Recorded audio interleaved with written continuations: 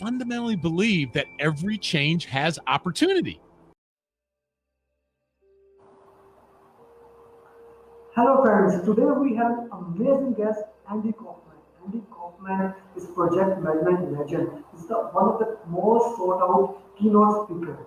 Let me give you a brief introduction of Andy Kaufman. He is recognized as one of the world's leading experts on leadership and project management. He is the president of the Institute of Leadership Excellence and Development, which helps organizations all around the world to improve their ability to lead and deliver. In addition to running the institute, Andy works with leaders at the United Nations to improve their ability to deliver on their initiatives. He teaches MBA classes at Loyola Chicago Graduate School of Business and works with global clients such as Marriott International, Microsoft, United Airlines, Tequila Credit Suisse, ExxonMobil, and many more. Before becoming an international sought-out speaker, Andy started as a software developer and was promoted into management for all the wrong reasons. As he grew from the frontline manager into senior leader, Andy developed approach for leading and delivering that he now shares with audience and coaching clients all around the world.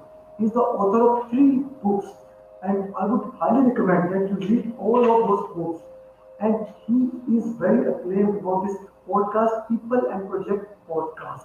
Friends, let's welcome all this great man and learn from him. Hello, Andy. How are you? Hey, thank you so much for the invitation, Amer. I appreciate it very much. Andy, first of all, can you tell us a little about your journey? Yeah. Largely. Yeah. I started actually, even in high school, I had a teacher who had access to computers, and I don't know that he taught me so much as much as he did not get in the way. He said, "Do anything you want." And so I knew in high school I wanted to study computers, studied software development in college, and started as a software developer.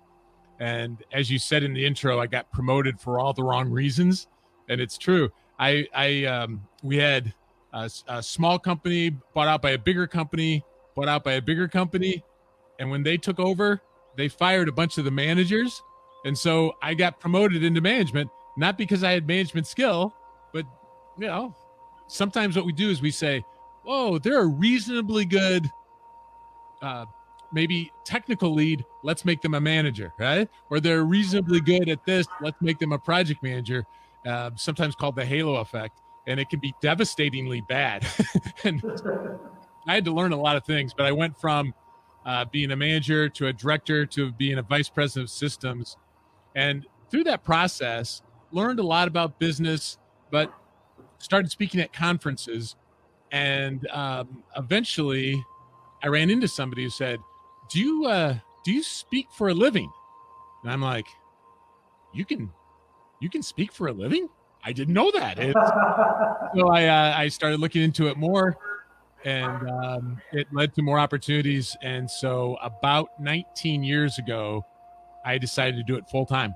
And it has been a true joy to be able to work with organizations around the world and doing what I do best. So it is a true privilege. That's a little bit of my journey there.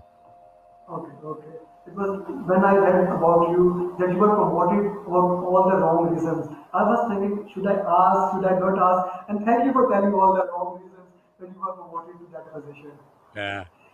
Okay, and I'm really fascinated by your podcast, People and Project podcast. Can you tell us why you started it and what was the basic burning desire behind that? Yeah. In 2009, I was interviewed by someone for a podcast. And afterwards, I asked him, I just said, how does this work? Because in 2009, there weren't that many podcasts. And he was very generous with the knowledge about it. And I am a geek at heart.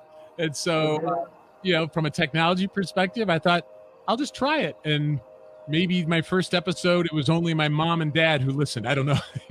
But that's 293 episodes ago. And I think the burning desire was our podcast is not generally about me teaching it's almost every episode is about me interviewing people, similar to what you're doing here today, right? And so the kind of the burning desire was, what could we learn together? And when I'm learning something, like you and I, before we started the session, you talked about how Gary Vee has been influential for you. You're reading his books, and one of his principles is just teach people what you're learning. And so that's what my podcast is. I'm learning right with the listeners. And so it's the burning desire, the underlying burning desire has been, I want to learn. As I learn, let's share that with other people. Okay. Okay. You have hosted some of the top people like Adam Grant, Ken Blank, Amer Ali, Andy Crow. Like they are one of the most favorite people in management as well as in project management. What are the top three lessons that you would like to share that you learned from your podcast? Oh, boy, there's so many lessons. It would almost be, picking specific guests and take lessons, but I would say, there are themes that recur, and I would say some of the biggest themes that recur, I would say, would be it all comes down to people, and that's probably one of the biggest themes. So we talk about project management, but it's really more about people management, not in the sense of being the boss, but stakeholder management and interacting with people, and trying to influence sponsors. And so there's definitely a theme across the podcast about how do we deal with difficult people? How do we influence people around, not in some manipulative sort of way, but how do we try to help people do what they need to do and what we need to do to deliver value? So I would say that is definitely a big theme. I would say general productivity, like ways to stay focused and to not get exhausted and burned out. I think we've had a number of guests that have been along those lines. And so, what does it even mean to lead? Even though the podcast is designed to help people get continuing education, like PDUs, most of the episodes are not about technical project management. Most of them, there are some, but most of them is more about the leadership and kind of like the business side of project management. Okay, okay. Because, and there is something special that I really appreciate about your podcast that you make some episodes are small videos that you give some small lessons like from 101 scientific right. Whenever you are speaking as a keynote speaker, you give some small lessons which people can learn from it. Your journey has been very awesome. But I always ask this question from all my friends that if you can change one thing, if you have some time machine and you can change something in your journey, would you change something? And if yes, what would you change? Yeah, I love the question, because it every once in a while I'll hear people say, I wouldn't change anything. And I would say that's probably not a very self-aware person. But I will say, if I went back in time and I had to be as stupid as I was back then, maybe I wouldn't. But Okay. knowing what I know now, I would say from a personal perspective, it would definitely be more about just being very transparent. It'd probably be more serious about my faith growing up. I feel like I did not realize that it was possible to have a very strong faith, and that for that to influence how I coach people, how I teach. And not that I'm preaching, but that I think I would have taken that more seriously earlier, because it fundamentally affects how I do what I do. And so I think that's probably something I would do earlier. And I think on a professional standpoint, you would probably not catch me reading a book very often years ago. Yeah. And Okay. now if I'm in a waiting room somewhere, I have a book open. I just have a very strong desire to keep learning. And I think I would have, I think that advice for anyone new in their career, it's not just a cliche that, that leaders are readers. It's really true. And I know you're a reader. You do a lot of reading too. Yeah. Okay, okay, that's great. Now, I just want to ask you a question about your books. You're navigating the winds of change and staying on course in business. Now, this is exactly the time to read that book in COVID-19 times. Yeah. Can you put some shine on your book? Yeah. Major ideas on that. Yeah. I appreciate you asking. You know, the metaphor used in the book is like a sailboat, and I live in the middle of the United States, so I don't live by an ocean. But you do not have to be a sailor to understand the metaphor that it's, there are many things you cannot control. Like the sailor cannot control the wind, cannot control the waves. The sailor can decide today's not a good day to sail, but once Mhm. they're out there, there's very much they cannot control. And so it's easy, like what we've been going through globally, to feel like we're a victim. Okay. But the thing that a sailor can do, and I took sailing lessons after I got out of college, and my wife and I, earlier in our marriage, before we had children, and when we had more time to do that, we would be out a lot. And one of the things you learn is there are things you can do to adjust to the wind and the waves. And there are things that we can do to be safer on the boat. And so the book uses this metaphor of, though we can't control these things, what can we do? And so, for example, one of the things that you learn on a boat is if the wind is coming this way, you don't head into the wind. You stop if that's the case. So, so learning like, okay, so if this is happening, I can be upset about how my government is doing something. I can be upset about what my boss is doing, but that is not going to help. But what can I do to adjust? So based on what's going on there, what can I do to adjust and maybe leverage it, react to it, take advantage of it? Like once again, it all can sound like a cliche, but I fundamentally believe that every change has opportunity. Every Okay. change has opportunity. And so we can say, well, what are the opportunities here? What can we do to adjust? And Yes. so one more lesson there is the captain of the boat is has to coordinate the people who are on the boat. The captain can't just say, "What a bunch of losers I have." That's not right. It's like, how Yes. can I surround myself with very good people that are good with sailing? How can I surround myself well?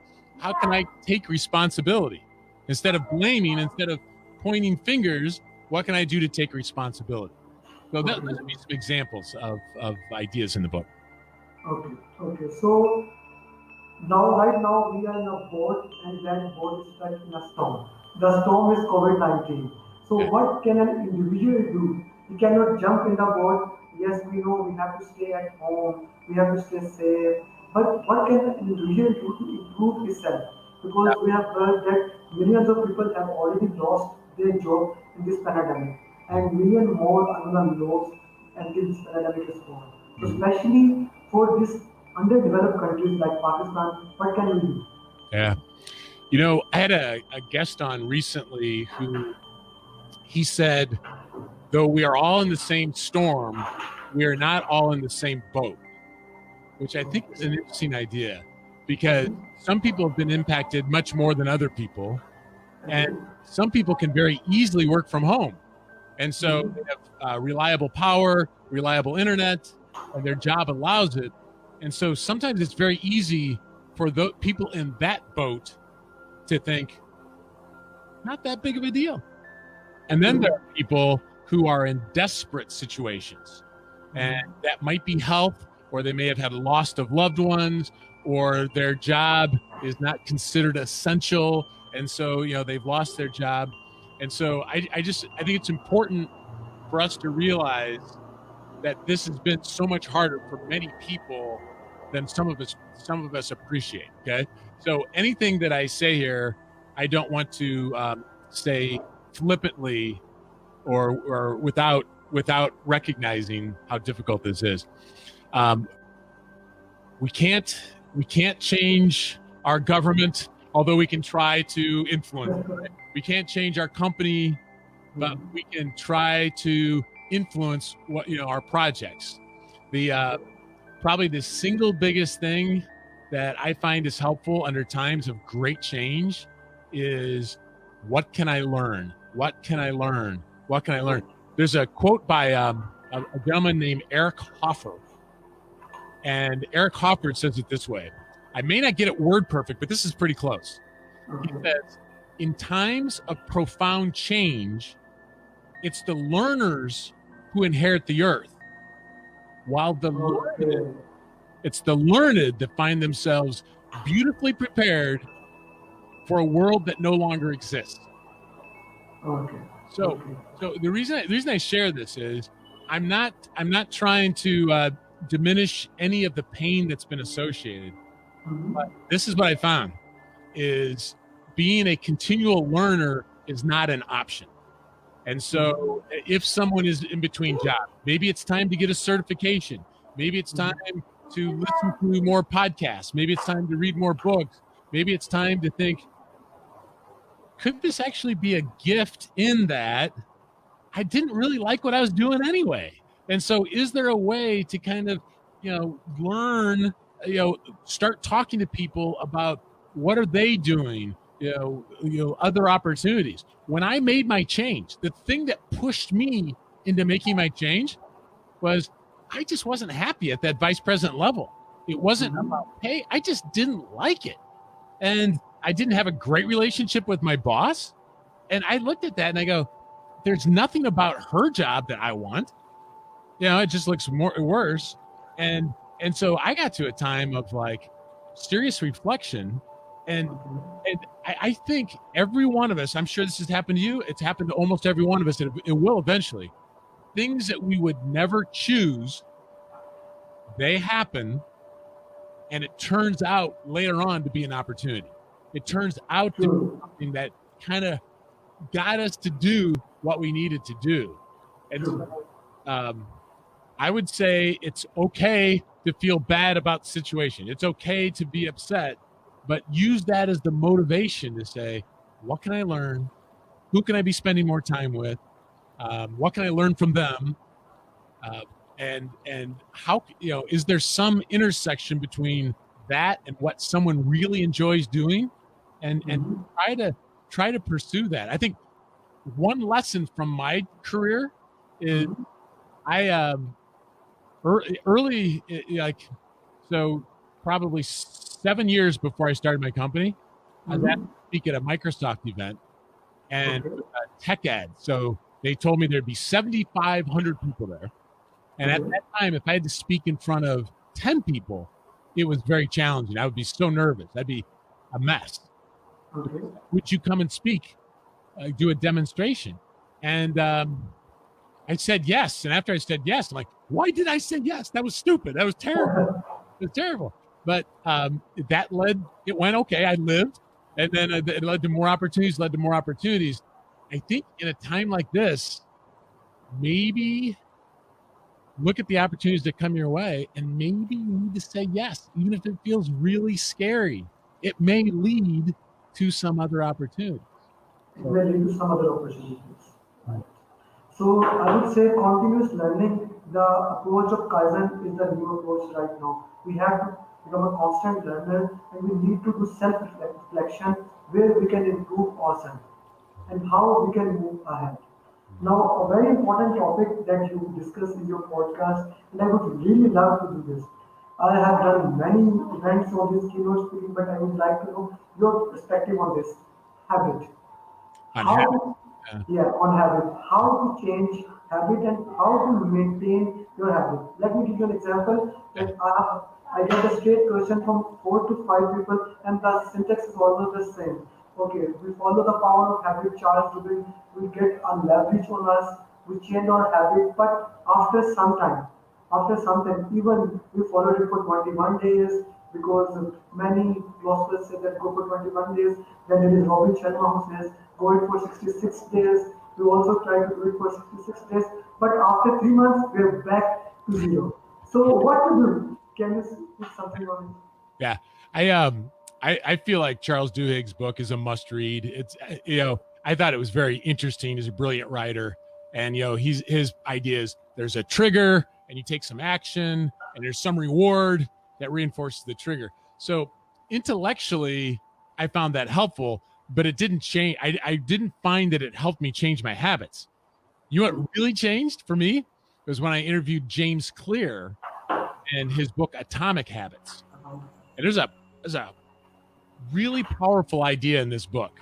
And I'll summarize it like this. Outcomes are only trailing indicators of our habits. So if somebody doesn't like if I don't like my outcomes, I can complain about them, but I really have to look at my habits. So outcomes are just a result of our habits. So I think that's helpful.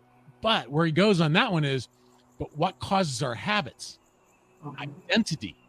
Identity drives habits. Habits drive our outcomes. You want to change your outcomes, change your identity. So that's before Duhigg. It's before Duhigg, really. It's identity. So this is what I mean. There are some people that go, the truth is, I'm bad at math, or I'm not a people person, or, I'm not an exerciser, or, people often have a lot of doubts about their own capabilities. I've had a number of people on the podcast that talk about the imposter syndrome, like, I'm not good enough. Your identity drives your habits. Your habits drive your outcomes. So let's say someone says, I really want to exercise more. I'm going to work at exercising more. Well, you're doomed. But if you look at the identity as, I'm a healthy person. Now, maybe I don't feel like a healthy person, but I'm an exerciser, or I'm a whatever identity you want to take on. James says it this way: even though that may not feel true, every time you go to the work, and eventually, depending on what country you're in, you'll eventually be able to go to a workout facility. But every time you even work out at home, you're casting a vote for the person you want to be. Okay? So focus on the identity. So let's say someone feels like, I just don't feel confident when senior leadership is in the room. I just don't feel confident. Right? So I'm going to take on an identity of, I'm going to really work at being more confident. I'm a confident person, not arrogant, but I'm going to be confident. What would a confident person do here? And then look at the outcomes over time. And so this idea has been revolutionary for me. I think it applies to every area of life. What is my identity? How do I see myself? And chances are we are limiting ourselves based on how we see ourselves. And and one more idea on the habits is in BJ Fogg wrote a book about tiny habits, and his research, although James Clear talks about it as well, is that environment trumps everything. And so for the longest time, I wanted to take vitamins, I wanted to remember, but I'd always forget that I take them until I put them out next to my sink in the bathroom in the morning. So I'd put it out the night before. When I see them in the morning, I'm like, oh, I didn't take my vitamins yet. Environment, and Duhigg talks about this with environment. And so if somebody wants to work out more, put your workout clothes, your shoes and so they're next to your bed when you wake up.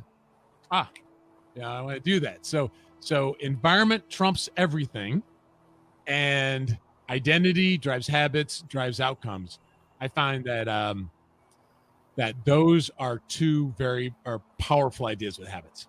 So for you change your identity and you manage your environment, you can have a long-lasting habit, right?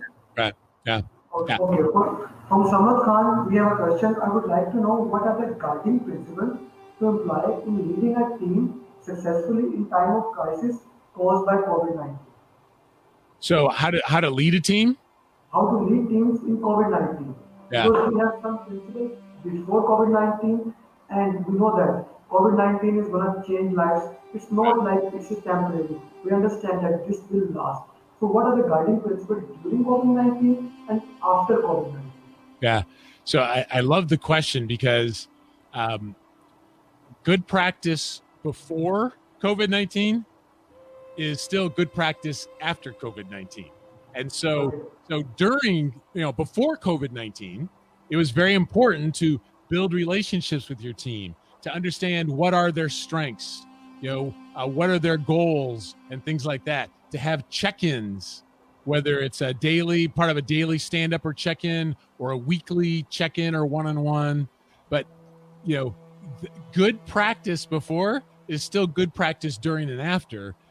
In fact, Okay. in some ways, one of the things I found is more check-ins than before, and trying to really understand not just status on a task, but how are you personally doing, as a person. And now that still made sense before COVID-19, right? So it Okay. still made sense, but it's like still the relationship. There's something about very powerful about we. This team is a we. And even if you're working from home, we are in this together and anything we can do to help. And another thing I found during this time, which is still true before this time and will be after, is the more that we can provide certainty to our team, the Mhm. better. Here's the priorities. Here's how we think we're going to get there, inviting them into it to help us come up with the plan.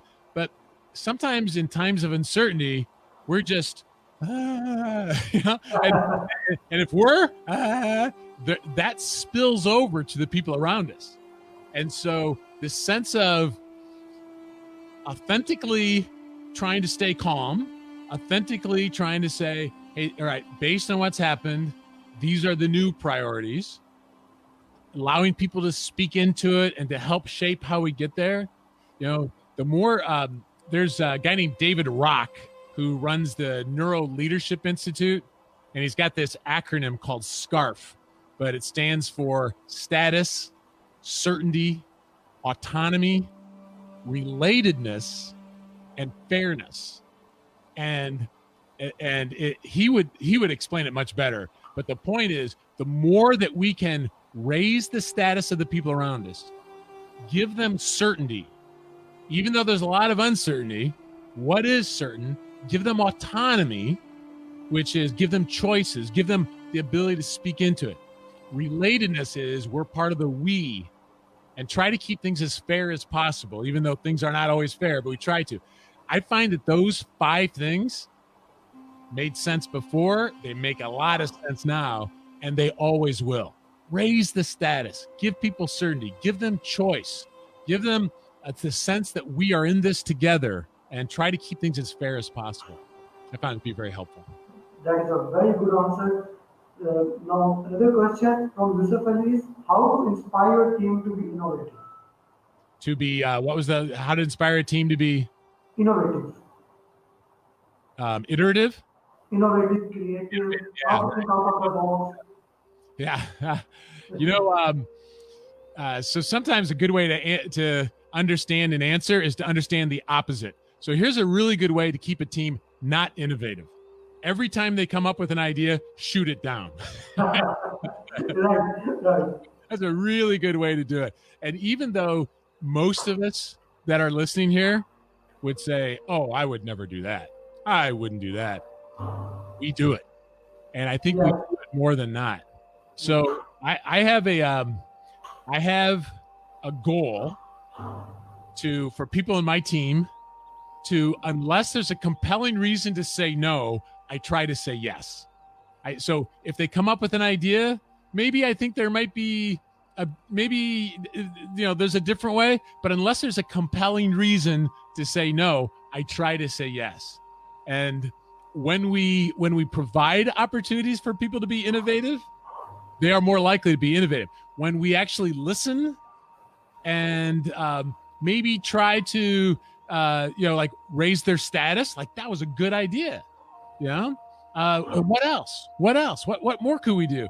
The more that we demonstrate our willingness to listen to them. Now, if they have a crazy idea or if it's not an idea aligned with priority, maybe it's not yes, it might be just not yet. Or it might be we need to find ways to adjust on this. But I think more than we realize, we squash innovation. We just squash it. We just say no. We say we don't have time. We come up with excuses and we shut it down. And you shut it down enough, people get the message. Okay. How to get your idea across is asked by Zara Sattar. Yeah, I'm so sorry. Say that one again. How to get your ideas across. How we can transfer our ideas. Now, as you said, that people shut it off even before listening to you. People start to say, no, I want to communicate my idea. I want my team to listen my idea. So how I can communicate effectively so that others can understand my ideas. Yeah. So it's like, how can I get my ideas to be accepted? Is that along the lines? Yes. Yeah. Well, there is no single formula for this, but here's one way to not get it accepted: is make it all about me, like my idea. If it ever comes off as being about me, then that's not going to go very well. And so we often say, right? You've maybe heard this too. I'm sure many people have heard this. What's in it for them, right? So make it clear what's in it for them, and yet sometimes we need to influence people, and there is not something in it for them, right? Sometimes it's not true. So we try, but I had to learn this the hard way, where a boss, actually somebody multiple levels above me, was making some decisions that I did not agree with, and I knew him reasonably well. So I got on his calendar and I said to him, "You're not making the what's in it for me clear." And I'll never forget what he said, Amer. What he said was, "Andy, sometimes it's not about you. Sometimes it's what's in it for us." And so even if the person you're trying to influence, it's not a direct benefit for them, but is there a way that we can show the benefit for the organization overall? And one of the foremost writers and researchers on influence is Dr. Robert Cialdini, and I had him on the podcast, and he's just got some many brilliant ideas. But one of the very simple ideas is that people want to know why. So if we don't make it clear the why behind this, and the why is not just me, right? It's what's in it for the customer, what's in it for the stakeholders, trying to make sure it's clear there. So there's no simple answer, but I'll tell you that interview with Dr. Robert Cialdini is a great one for influence. Sure. I'm going to put that interview in the link, especially for Zara Sattar. She can also watch, and I'm also going to watch that podcast. Okay, another question from Samar, and Andy, I have to say that we are getting hundreds of questions.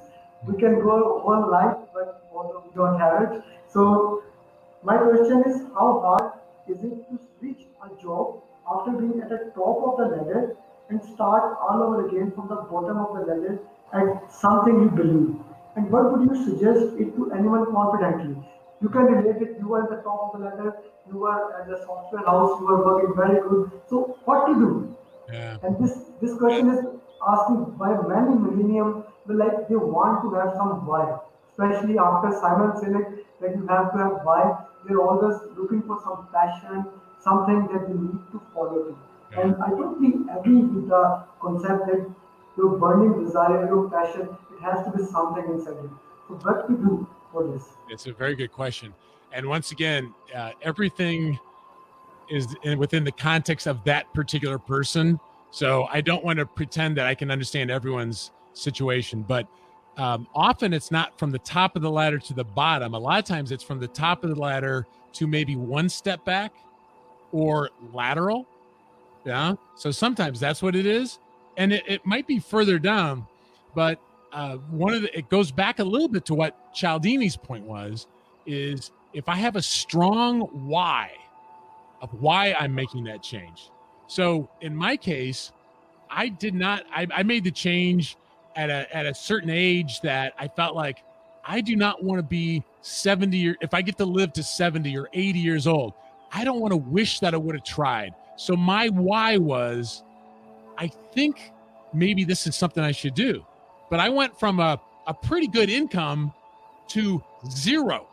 You know? So that felt like higher on the ladder to at the bottom. But my strong why, my burning desire was, I think this is aligned with who I am. It's aligned with my gifts and talents and things like that.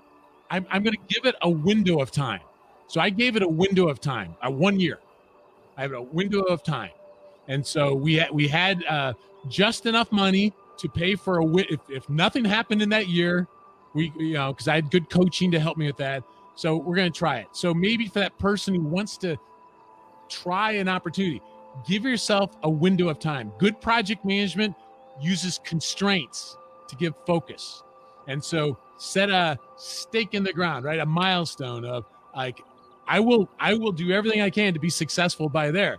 If it doesn't happen, well, then I'll try something different, but do that. And so understanding the why, the burning desire, can be very helpful. And that may not be a grand and glorious career aspiration. It might be, my why is to pay the bills for my family right now. So there's somebody I know really well who he was pretty high level up in a retail environment, but retail just got exploded, or fell apart.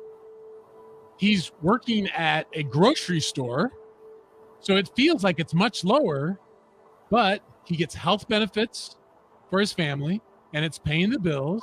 He's taking advantage of his off hours to prepare for project management certification. And so his why is not some big career thing as much as, I'm taking advantage of this time to prepare for the future. Okay. One of the questions asked by people is that we are in the software domain. How much it is effective for us right now to prepare for PMP and also for ACP? And you have done both PMP and ACP. So what's your advice on this one? Yeah. So it's interesting because in some ways, a certification only proves that you passed a test, right? So in some ways, that's all it proves. But one of my favorite reasons to get certifications is the learning that happens through it. And so I encourage people, regularly to get a PMP, not because it proves that you are a better project manager than everyone else in the world. It only proves you passed the test, but that process to get to the point that you can pass a test, there is great learning opportunities. And so especially in a difficult economy, it can be helpful because it helps your resume or CV to be better. And so if there's a pile of CVs this thick and only these have certifications, that is good. But I find that in particular, the PMP, because I help people get their PMPs regularly, to me, I want them to get their PMP. But more importantly, I want them to learn to get really good at delivering projects. And I feel like, done well, they are coupled. They're together. The ACP, is one of the things I love about the ACP is it is not only Scrum. It is not only Kanban, right? So because your experience, that you learned about Crystal and DSDM, right? You learned about many different things that was not specific to one approach. And so I feel like the ACP was wonderful just to give a broader understanding of this very difficult world to define called Agile. And so I have no regrets about pursuing the ACP or encouraging people to get it. So at this time, especially at COVID-19, it is one of the best thing to prepare your PMP, especially when the PMI has announced that you can give at your home, your online service. So You can prepare from Andy or me, and then you can go for PMT exam or agile exam. Yeah. Okay. Shariar is asking most of the projects were closed during lockdown, due to which many contractors faced downfall in the term of profit at their end. How one can save cost from your project once work at site resumes? So it's how to save costs because How to be more effective in the cost wise when the project resumed? yeah. Well, that's actually a really good question. And once again, it depends on the project. But you know, in today's world, it's because a project got put on hold, and then after things settle down, it's restarted. But this happens with projects all the time. Projects get stopped and started, stopped and started. And so, in some ways, what to do now is similar to what we would have done before COVID when a project gets restarted. And when I inherit a project that was either stopped or maybe passed over to me, I'm really looking for only two things. I'm looking for, do we have a reasonably good understanding of what needs to be delivered? And do we have a reasonably good plan to deliver that? And you know what I find a lot of times? Very fuzzy, not clear, and a lot of fantasy, a lot of hope. And so good project management says, okay, we're going to restart this. Is the charter still valid? Is the business case still valid, or has that changed? Are there new stakeholders or different stakeholders than what we originally started? Is the success criteria, still the same? And so are there different milestones that we need to adjust? So I find that sometimes when things get restarted, people just want to burn the previous plan. You don't have to burn it, but where is the plan good? Let's use it. Where does the plan need to be revised? But it may have to be treated almost like a new project, and we do good project management practices just like we normally would. Okay. Now, just last few questions because we are near the end. Your most sought out programs are about communication. So I would just like to have some few things about that. Yeah. What are the key factors that obstruct good communication? Yeah. So many things, right? This could be a whole week's discussion right here. But I would say probably one of the biggest lessons I've learned about communication is how it is hurt because of bias. Like, for one reason or another, like I think I was being very clear, but I was not being clear.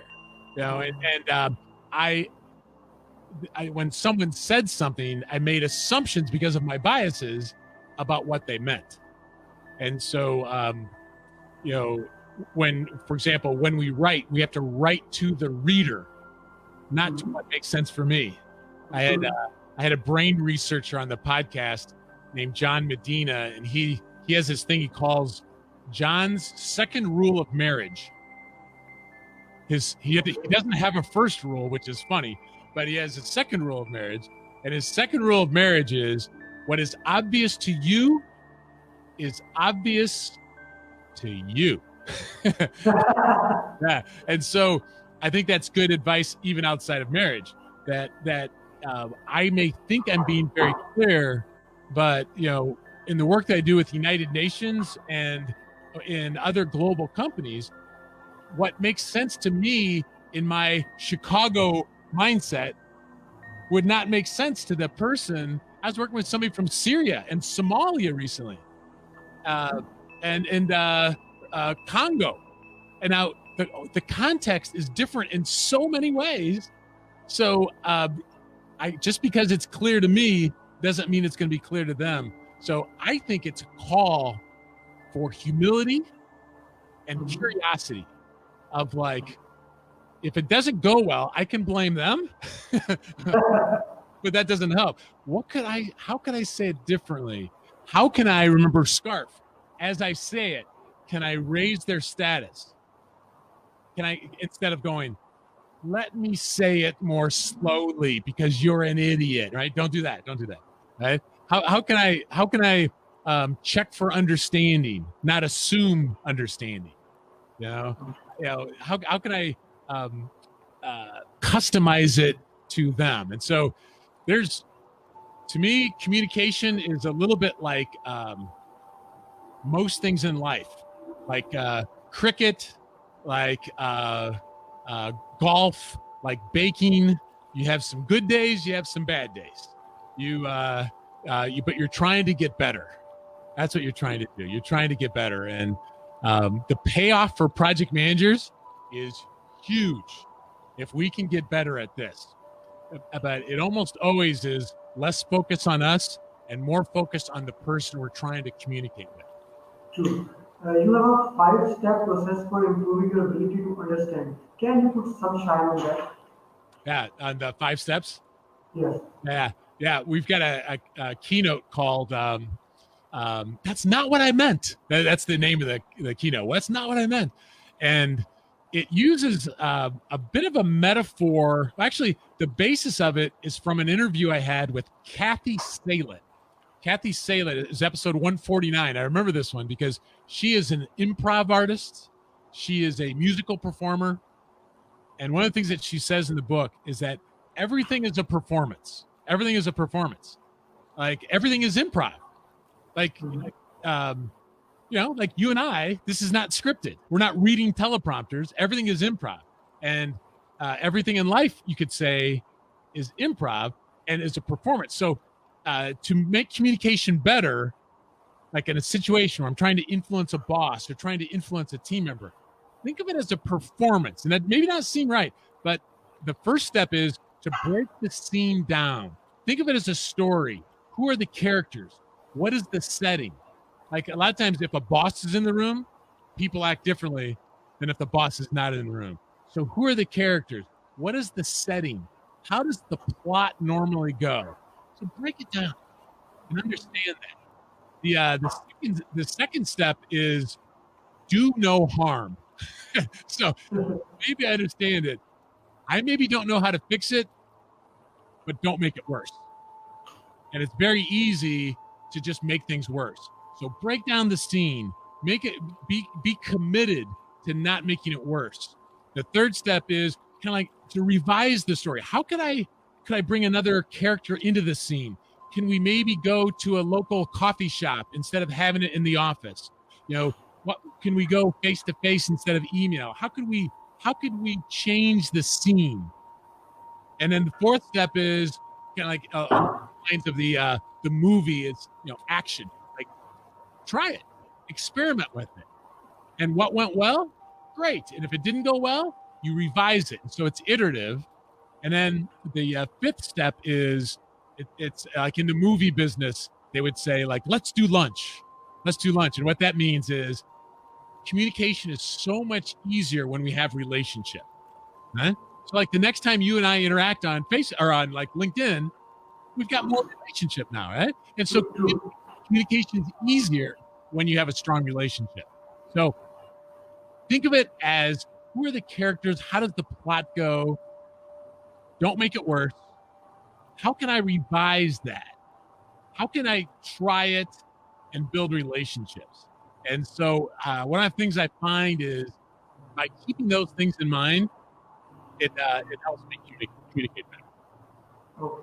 So break the scene down, do no harm, revise the story, action, try it, and let's go for lunch. Let's go for lunch, exactly. Let's go for lunch. And one last question. We all know that now we realize that what is important and what is not important. This COVID-19 has basically shown us all two colors. That compassion is the key. We have to take care of each other. And people have shown so much compassion all over the world. It's not just one country. All over the world, developed, underdeveloped, third world countries, everywhere people are helping each other. Then it's people have laid off, but people are helping each other. But apart from that, we are seeing a new digital era. We are seeing Zoom has jumped up from 3 billion to a lot. Now Skype is going down. Now Facebook, all those networks are moving on. So are we moving towards a new digital revolution? So is the question how to leverage tools like Zoom or Yes. yeah. Yeah, yes. Yeah, I am in Zoom almost every day, teaching or coaching. Same. Yeah, right. You too, right? And so, good practice. So if you have a bad meeting before COVID, putting it on Zoom will not help. It'll be bad too, right? So good meeting protocol, good meeting habits is true in both cases. But one of the things that I find is here's just one piece of advice. I got this from interviewing Nancy Duarte years ago, many years ago, 5 years ago, something like that. She said, the camera on your laptop or whatever your camera is usually has a little light next to it. She says, fall madly in love with that little light. And so, for example, if when I'm talking to you, I'm looking like this the whole time I'm talking to you, that's not as effective. If the whole time I'm talking to you, I look like this, that's not a very good idea, right?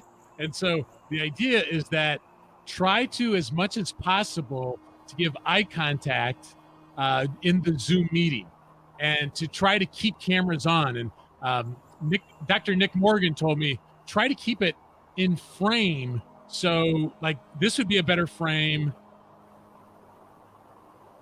than this one. So staying close enough to the camera, like you're in a really good frame right now. So it just makes it more real. We can read people's expressions better. But if I'm way off in the distance, it will feel like I'm more distant. So I feel like, get to know the tools well. Like Zoom has amazingly good breakout room capability. Learn how to use the breakout rooms. Teach people how to use annotations. Get really good. I found the tool to be a very strong tool to use. But don't be afraid of it. Don't be afraid of it. Okay. Thank you. It has been a really treat. We learned about habit and how we can last habit. We learned about the five-step formula. It was a special treat for me and all my friends. Thank you, Andy. Thank you very much for your time. If you have any last comments, I would love to connect with people on LinkedIn. So whoever is listening, just find me on LinkedIn. If you go to linkedin.com/in/build leaders, that will take you. Or if you go to peopleandprojectspodcast.com/LinkedIn, it goes to my profile. I'm on LinkedIn daily. It's a great way to interact. And if we've got over 138 hours of free PDUs now on the podcast. So if someone is certified, take advantage of those free PDUs. But even if somebody's not certified, I would say probably that Eric Hoffer quote that I shared earlier, that it's the learners who inherit the earth. Be a relentless learner, and follow you and your webisodes is a great way to do that. thank you, thank you. And I'm gonna put the link on also on FB, Twitter, so that people can follow your podcast. Thank you, Andy. It was treat. Hopefully, we will meet some other time. Bye bye. Thank you. Real pleasure. Thank you very much.